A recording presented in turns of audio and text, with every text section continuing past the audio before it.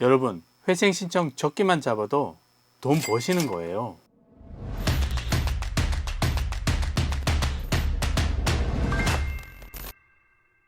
안녕하세요. 기업을 살리는 회생의 골든타임 조동현 변호사입니다.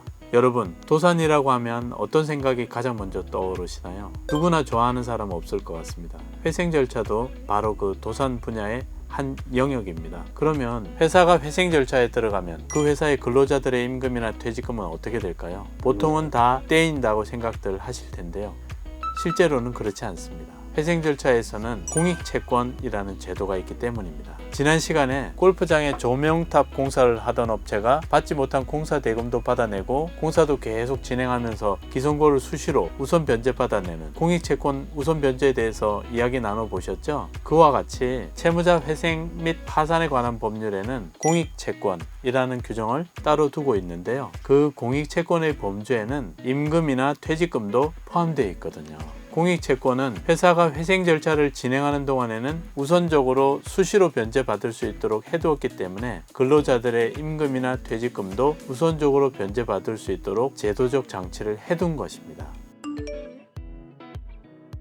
여러분들 국내 저비용 항공사들 많이 이용하시죠? 그 중에서 오늘은 이스타항공 이야기를 좀 해보고 싶습니다. 이스타항공은 제주항공과 사이에 M&A가 실패로 돌아가면서 계약금 반환 소송도 겪고 그 소송에서 패소하기도 했었습니다.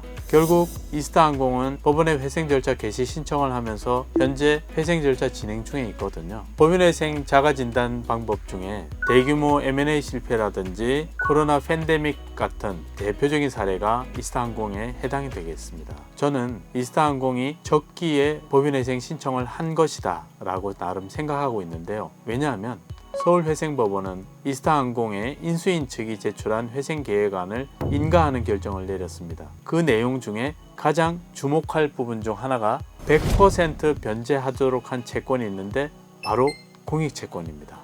무려 530억 원이나 되는 공익채권을 100% 변제하도록 한 회생계획안이 인가된 겁니다. 21개월이나 되는 오랜 기간 동안 받지 못한 임금, 구조조정으로 퇴직금을 못 받고 있던 퇴사자들이 회생 절차를 통해서 구제받게 되었다는 것이죠. 기업을 움직이는 게 결국 사람이고 그 사람을 살리는 것이 곧 회생 절차라는 것을 잘 보여주는 사례가 아닌가 저는 생각해 봅니다. 사람이 살아야 회사도 사는 겁니다. 회사가 살아야 가정도 살고 거래처도 살아나게 되는 거거든요. 기업이 부도 징후가 있다고 해서 무작정 이직부터 생각하시기보다는 자신의 자리를 지킴으로써 회사도 지키게 되는 보람을 가져보시길 권하고 싶습니다.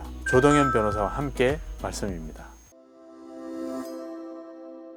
오늘은 공익채권 그 두 번째 이야기로 급여 퇴직금 우선 변제 받을 수 있다에 대해서 함께 이야기 나누어 보았습니다. 힘든 시기를 지나가는 CEO 여러분, 그리고 가장 여러분들 파이팅 하시길 기원드립니다. 지금까지 기업을 살리는 회생의 골든타임 조동현이었습니다. 시청해 주신 여러분 감사합니다.